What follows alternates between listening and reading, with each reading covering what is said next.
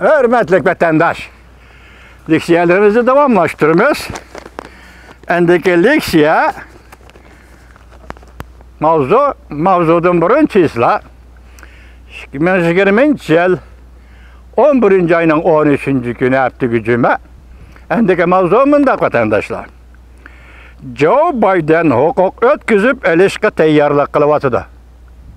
Bakatım saylangan ve Amerika Birleşme Agentliği ilan kılgan, Amerika Qo'shma Shtatlarda saylamda g'alaba qilgan Prezident Joe Biden hukuk ötküzüp elişke teyyarlık kılıvatıda.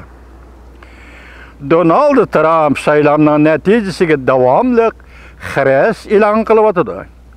Mavzulu haber 11. ayının 13. günü Amerika avazının Xitay tel programması ilan kılın. Haber mundaq başlan. Washington. Amerika'da prezident bolup saylangan Joe Biden haftanın 3. günü yani 11. ayının 11. günü hukuk ötküzüp eliş boyunca maslahatçı bolgan maslahatçısı bilen görüştü. 1. ayının 20. günü hükümetni ötküzüp elişke davamlıq teyyarlık kılın. Yana bir haber. Joe Biden Yaponiya qatarlıq Asiyadaki ittifaqlaş devletler rəhbərləri bilen telefonda sözleşti. Amerika'nın Sinkaku takımı aralları doğrusu bergen bexatarlik hakkındaki vədisini qayta ta'kidledi. Mavzulu haber 11. ayının 13. günü Amerika avazından Xitay tele programması ilan kılındı. Haber mundaq başlan. Washington, Amerika'da prezident bulup saylangan Joe Biden haftanın 3. günü 11. ayının 11. günü keşte Amerika'nın Asiyadaki mühim 3 ittifaqdaş devletinin rəhbərləri bilen telefonda sözleşti. Yani bir haber. Amerika'da çoğun saylamdan keyinki Tayvan boğuzu vaziyette Prezident Sayın Amerika'nı ziyaretke teklif kılış. Pes koygu düşüp kaldı mı? Mavzulu haber 11. ayının 13. günü Amerika avazından Xitay tili programması ilan kılın. Haber mundaq başlan. Washington, Amerika'da mühim matbuatlar.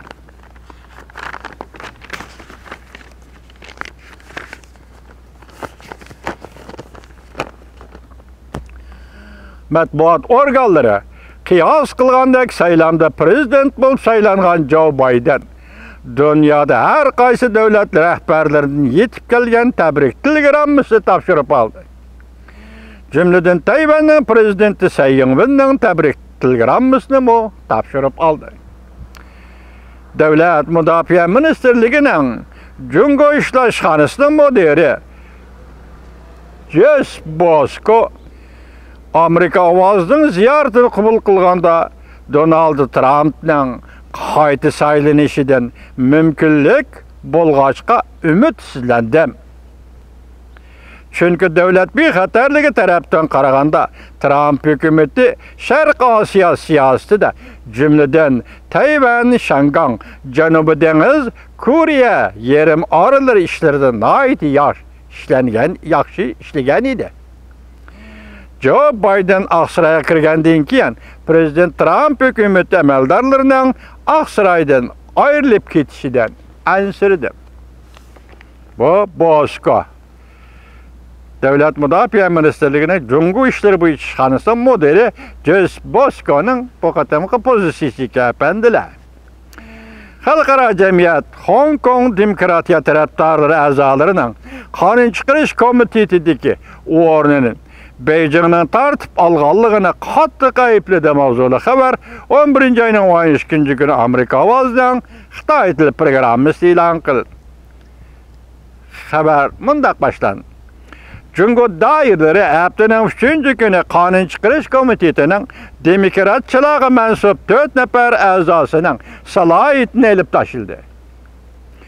Cungo'nun Şangan'ın erkinlik ve demokratiyasiga ilgirligen aldı hücum kılıp atqanlığını xalqara cemiyet katı ayıpladı. Angliya Tashqi ishlar ministri Dominic Raab bu hareket Şangan'ın avtonomiyadan bahramand bo'lishiga ilgirligen halda tajovuz qilish to'g'ri deb ko'rsatdi.